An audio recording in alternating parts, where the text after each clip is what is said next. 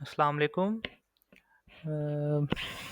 जिस तरह के लास्ट वीडियोस में हमने आपको बताया था डिजिटल इनवॉइसिंग सॉफ्टवेयर के बारे में, और सबसे पहले उसमें इंट्रोडक्शन सारा बताया गया था कि एफपीआर ने जो डिजिटल इनवॉइसिंग को लॉन्च किया है, तो उसमें किस तरह कोई भी इंटीग्रेशन को कंप्लीट कर सकता है।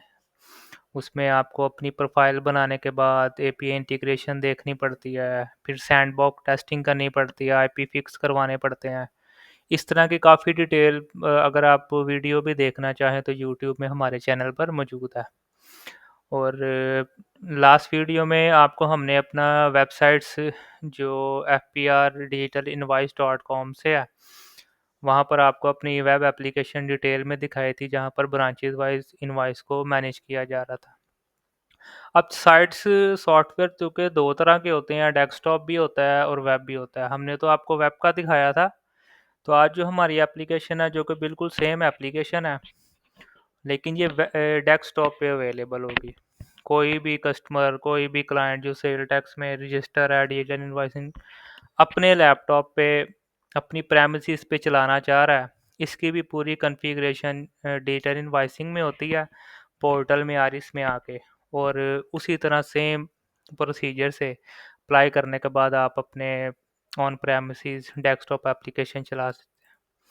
अब जो एप्लीकेशन है, ये उसका लॉगिन व्यू है। इसका हम यूज़र नेम पासवर्ड कुछ भी हो सकता है। ये फॉर एग्जांपल हमने यूज़र नेम पासवर्ड दिया इसको, और ये हमारा मेन पेज आ गया एप्लीकेशन का। इसके अंदर भी सेम ही जिस तरह वेब की तरह था, कंपनी इन्फॉर्मेशन है, यहाँ पर वही इन्फॉर्मेशन दी जाएगी जो कि किसी भी सेल पर्सन, सेल टैक्स में रजिस्टर पर्सन कंपनी की होगी। कंपनी का नाम, वेबसाइट्स, ईमेल नंबर, एड्रेस, उसका प्रोविंस क्या है, टैक्स पीरियड क्या है, ये same as it is information जो कि आर इस पे होगी यहाँ पर प्रोवाइड की जाएगी।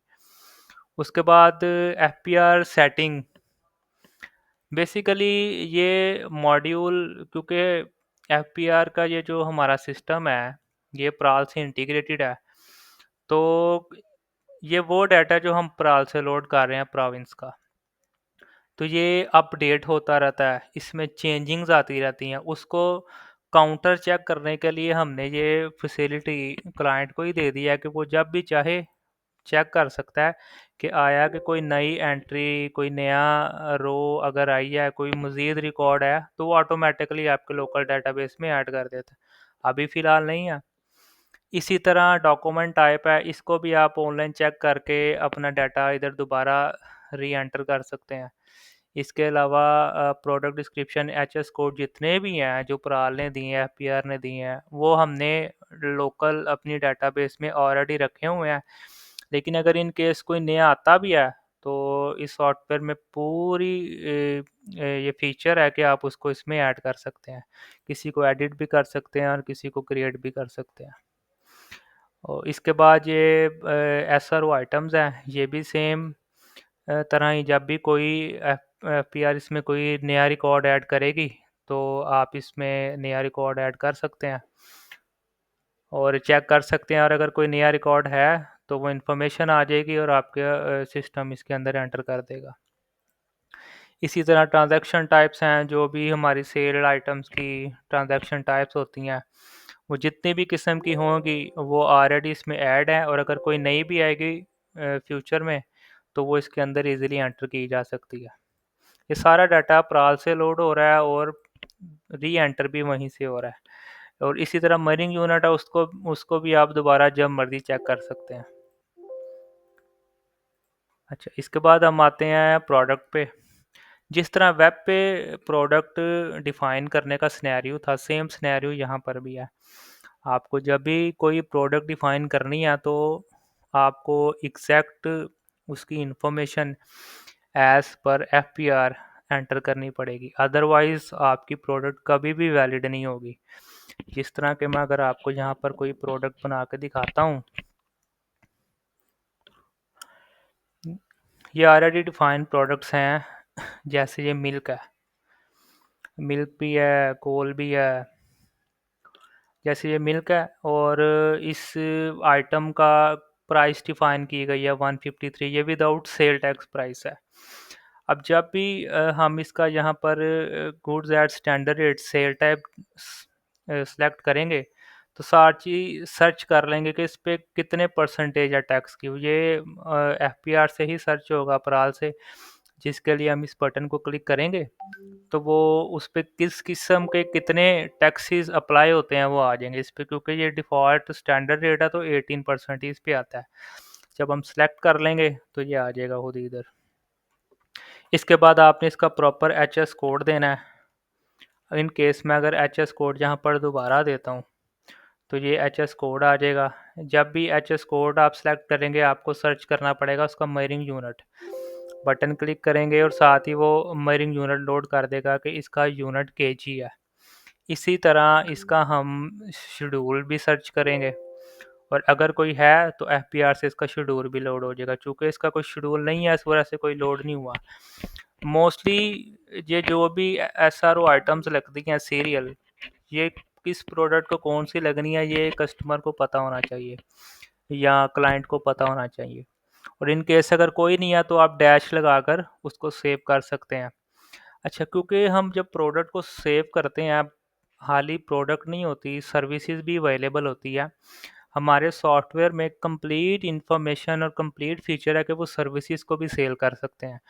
सर्विसेज की भी आइटम बनती है, प्रोडक्ट बनती है, इसके शेड्यूल्स अवेलेबल होते हैं, एचएस कोड्स होते हैं, सीरियल्स होती हैं, इसकी कैलकुलेशन प्रॉपर मैनेज की गई है इसमें। इसलिए अगर कोई सर्विस हो, कोई प्रोडक्ट हो, इसमें प्रॉपर डिफाइन की जा सकती है। अगर आपने कोई भी आइटम इधर डिफाइन करनी है, चाहे आप सर्विस दे रहे हैं, चाहे आप सीमेंट सेल कर रहे हैं, चाहे आप केमिकल सेल कर रहे हैं, मैन्युफैक्चरर हैं, कुछ भी हैं, इंपोर्टर है, एक्सपोर्टर है, हर तरह के प्रोडक्ट को यहाँ पर डिफाइन करके आप उसको सेल कर सकते हैं।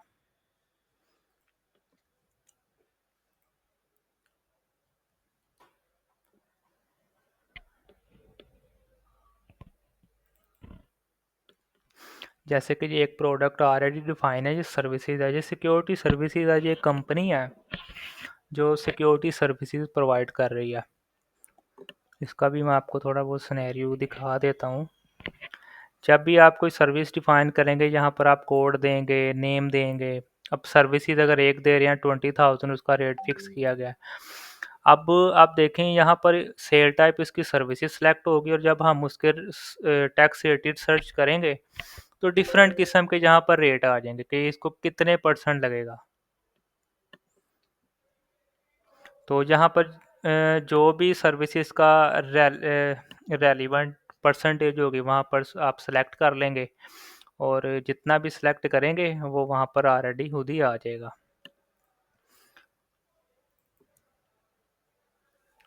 इसके बाद अगर आप इसका एच एस कोड है, एस कोड को सर्च करेंगे, क्योंकि सर्विसेज के लिए कोई मरीन यूनिट नहीं होता है तो इस केस में कोई मरीन यूनिट नहीं मिलेगा आपको। अगर आपको इसका शेड्यूल सर्च करना है तो इसका शेड्यूल भी कौन ही, लेकिन इसको सीरियल लगती है, S R O serial item इसका 13 है, वो इसमें लाजमी लगेगा। इस तरह आप सर्विसेज को भी प्रॉपर डिफाइन कर सकते हैं। अच्छा, अब इसके बाद कस्टमर्स हैं। कस्टमर्स भी जिस तरह आपको मैंने वेब पे डिटेल बताया था का नेम एड्रेस आपने प्रॉपर देना है। अगर आपका रजिस्टर कस्टमर है तो आपको एनटीएन प्रोवाइड करना पड़ेगा और ये रिक्वायर्ड है। अदरवाइज़ आप मिनिमम इंफॉर्मेशन दे के उसको सेव कर सकते हैं in case of unregistered person. अब मैं आपको एक इनवाइस क्रिएट करके दिखाता हूँ कि डेस्कटॉप पे इनवाइस किस तरह जनरेट की जाती है। सबसे पहले तो ये मॉड्यूल है, यहाँ पे जितनी भी इनवाइसेस आप सब सर्च कर सकते हैं, ये ऑल इनवाइस आ जाएगी। अगर आपको किसी मंथ की सर्च करनी है तो आपको उस मंथ की इनवाइसें आ जाएंगी। अगर आप इनवाइस नंबर से सर्च करना चाहते हैं तो इनवाइस नंबर से भी सर्च कर सकते हैं। अगर आप यूएसआईएन से सर्च करना चाहते हैं तो यूएसआईएन से भी सर्च कर लेंगे। बायर नेम, कस्टमर नेम से भी आप सर्च करना चाहते हैं तो आपको उस नेम के सब सर्चेज आ। इसी तरह बायर सीएनएसई, टाइप, रजिस्टर और अनरजिस्टर आप सब सेलेक्ट कर सकते हैं। और अगर आपको पुरानी इनवाइस देखनी भी है तो आप किसी भी इनवाइस को ओपन कर सकते हैं, देख सकते हैं, उसकी जो प्रिंट है उसको दोबारा जनरेट कर सकते हैं। ये फैसिलिटी अवेलेबल है। लेकिन मैं आपको एक न्यू इनवॉइस इसमें डाल के दिखाता हूँ। ये सबसे पहले डेट है कि इनवॉइस डेट क्या होगी, सेल नोट्स में क्या देंगे आप, कैश है क्रेडिट है। अगर इसमें ये है कि क्योंकि दो तरह के कस्टमर होते हैं, रजिस्टर और अनरजिस्टर, तो किसको सेल करना चाहिए। अगर हम करेंगे अनरजिस्टर तो यहाँ पर सारे अनरजिस्टर कस्टमर लोड हो जाएंगे। अगर हम करेंगे रजिस्टर तो यहाँ पर सारे रजिस्टर्ड कस्टमर लोड हो जाएंगे। इन केस आपने अगर नया कस्टमर बनाना है तो आप न्यू करेंगे और यहाँ पर आप नए कस्टमर की सारी इन्फॉर्मेशन डाल के उसको सेव कर सकते हैं। लेकिन चूंकि अभी हमारे ऑलरेडी कस्टमर हैं तो हम एक अनरजिस्टर्ड कस्टमर को सिलेक्ट करेंगे तो उसका सारा डाटा हमारे पास लोड हो जाएगा। चूंकि हम अनरजिस्टर्ड बंदे को सेल कर रहे हैं इसलिए यहाँ से जो सिनेरियो होगा हम अनरजिस्टर्ड सेलेक्ट करेंगे। वैसे ये जब प्रोडक्शन में चलता है, लाइव एंट्रीज होती है ना, उसमें ये ज़रूरत नहीं होती है, सैंडबॉक्स टेस्टिंग के लिए ज़रूरी होता है बस। यहाँ पर आप प्रोडक्ट सेलेक्ट कर लें, जिस तरह एक प्रोडक्ट डिफाइन हमने की हुई है कोल के नाम की।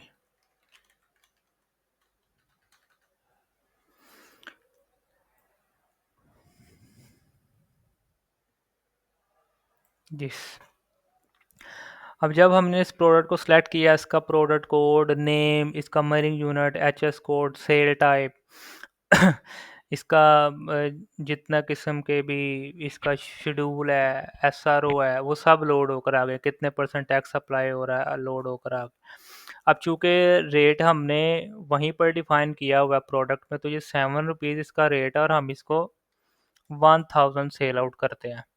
जब हम 1000 सेल आउट करेंगे तो अमाउंट ऑटोमेटिकली डिफाइन हो जाएगी, टोटल अमाउंट भी ऑटोमेटिकली आ जाएगी। ये डिस्काउंट परसेंटेज अगर आप देते हैं तो ऑटोमेटिकली परसेंटेज कैलकुलेट हो जाएगी और अमाउंट आ जाएगी, और अगर आप अमाउंट देते हैं तो ऑटोमेटिकली परसेंटेज कैलकुलेट हो जाएगी और हमारी वेस्ट अमाउंट ऑटोमेटिकली आ जाएगी। इसी तरह हमारा ये 18% रेट भी ये प्रोडक्ट की सिलेक्शन पे आ जाएगा। सेल टैक्स अमाउंट भी ऑटोमेटिकली कैलकुलेट हो जाएगी। इसके बाद फर्दर टैक्स है, फर्दर टैक्स जितने भी परसेंट आप देंगे फर्दर टैक्स की अमाउंट आ जाएगी। एक्स्ट्रा टैक्स अमाउंट आप जितनी परसेंट भी देंगे उसकी अमाउंट आ जाएगी। एफईडी अगर है कोई तो वहाँ यहाँ पर आप अमाउंट दे सकते हैं इन केस अगर है। और एड सोर्स अगर कोई 5% है या 1/5 है तो वो भी आप यहाँ पर डिफाइन करके उसकी अमाउंट दे सकते हैं। अब हम इस प्रोडक्ट को करते हैं ऐड। अब इन केस आप मल्टीपल प्रोडक्ट सेल आउट करना चाहते हैं तो आप मल्टीपल प्रोडक्ट्स ऐड कर सकते हैं। फॉर एग्जांपल मैं इसके साथ एक सर्विसेज ऐड कर देता हूँ, सिक्योरिटी सर्विसेज, और इसको मैं एक सेल करता हूँ। तो इसकी भी प्रॉपर कैलकुलेशन होने के बाद चूँकि ये अनरजिस्टर्ड है 4% लगाएंगे और ऐड करेंगे। अब इसमें से अगर आप किसी प्रोडक्ट को रिमूव भी करना चाहें तो आप इसको रिमूव प्रॉपरली कर सकते हैं इस बटन से। अगर मैं सिक्योरिटी को रिमूव करना चाहूँगा तो ये इसको मैं यहाँ से रिमूव भी कर सकता हूँ। अब इस प्रोडक्ट को मैं सेव करूँगा। जब मैं सेव करूँगा तो इसमें अगर प्रॉपर वैलिडेशन हर चीज़ ओके है, सब फॉर्म फील्ड्स कंप्लीट है, तो ये एफपीआर को पोस्ट हो जाएगी। इस तरह के मैं सेव बटन पर क्लिक करता हूँ तो ये प्रॉपरली इनवॉइस क्रिएट हो गई है, नंबर भी लग गया है और नंबर लगने के बाद क्यूआर कोड भी बन गया है, प्रॉपर वैलिडेट हो गई हमारी ये इनवॉइस। ये हमारा डेस्कटॉप का सारा सिनेरियो है। आप इस इनवॉइस को इन केस अगर ये जो अभी डाली है हमने ऑल इनवॉइस, ये लास्ट में है, इस इनवॉइस को ओपन करते हैं तो एक हमारा कस्टम फॉर्मेट भी है इनवॉइस का, लेकिन वो अभी अवेलेबल नहीं है चूँकि ये टेस्टिंग इनवॉइस है। अदरवाइज़ आप उसको भी ओपन कर सकते हैं।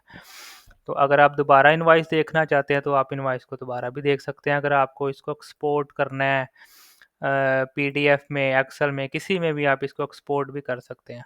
तो ये हमारी डिटेल थी और इसी तरह हमारा वेब पे भी सिनेरियो है और इसमें डेबिट नोट भी है। डेबिट नोट में आपको सेम कस्टमर की तरह सप्लाई डिफाइन करना पड़ता है और उसकी भी सारी इन्फॉर्मेशन रजिस्टर और अनरजिस्टर के केस में प्रोवाइड करनी पड़ती है, लेकिन मोस्टली सप्लायर रजिस्टर्ड ही होते हैं। और हमारा डेबिट नोट्स का भी सेम सिनेरियो है और वो भी अवेलेबल है। डेबिट नोट में भी सेम इन्फॉर्मेशन फिल करनी पड़ती है, लेकिन जो इनवॉइस रेफरेंस होता है ना, यहाँ पर ऑटोमेटिकली आपको वो नंबर देना होता है जिस इनवॉइस के अगेंस्ट ये डेबिट नोट हम एंटर कर रहे होते हैं। तो अगर आप वो नहीं देंगे तो आपका डेबिट नोट कभी भी वैलिडेट नहीं होगा। इसी तरह यहाँ पर आप कस्टमर की जगह सप्लायर को सिलेक्ट करेंगे, कौन सी प्रोडक्ट आपने रिटर्न करनी है उसको सिलेक्ट करेंगे और ऐड करने के बाद उसको सेल आउट कर देंगे।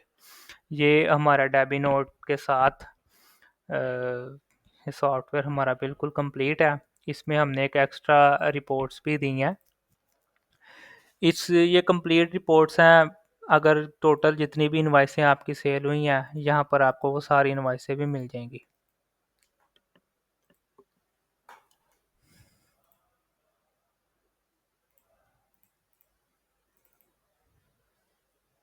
ये एक डेबिट इनवाइस है जो हमने इनिशिएट कर रखी है ऑलरेडी। तो क्योंकि अभी ये दोबारा इनिशिएट करने के लिए हमें प्रॉपर रेफरेंस नंबर चाहिए होता है, इसलिए अभी हम एक न्यू इनवाइस तो नहीं जनरेट कर पाएंगे। क्योंकि हमारे पास ये अवेलेबल था, इसका हमने रेफरेंस नंबर दे के डेबिट नोट हमने इनिशिएट किया और एंटर किया प्रॉपरली। तो ये डेस्कटॉप सॉफ्टवेयर है जो हमारे पास अभी अवेलेबल है।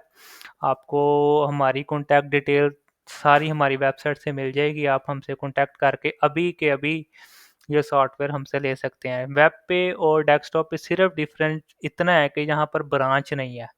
यहाँ पर ब्रांचेस का कोई सिस्टम नहीं है, क्योंकि आपको हर सिस्टम पे इसको अलहदा से इंस्टॉल करना पड़ता है।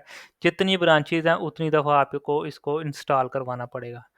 तो अभी जाइए और हमारे वेबसाइट से हमारे कॉन्टैक्ट लीजिए और हमसे रब्ता करिए अगर आपको डिजिटल इनवॉइसिंग वेब पे चाहिए और डेस्कटॉप पे चाहिए, डेमो चाहिए, तो सपोर्ट चाहिए, हर तरह की आपको फैसिलिटी मिल जाएगी। थैंक यू, अल्लाह हाफिज़।